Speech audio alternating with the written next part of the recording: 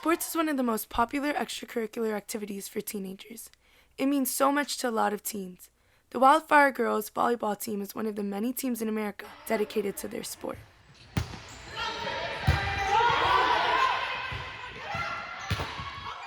I spend about 6 hours practicing volleyball in general, but I spend about 10 to 12 hours throughout the week training on different things to try to get me strong and prepared to play. Volleyball means so much to many of the girls on the team. They spend countless hours perfecting their craft.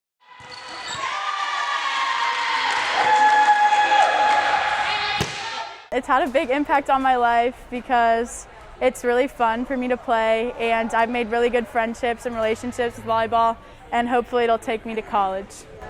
Volleyball is the most important thing to them, as sports is very important to many teens across the country. This has been Mackenzie Rivero reporting for WBTV.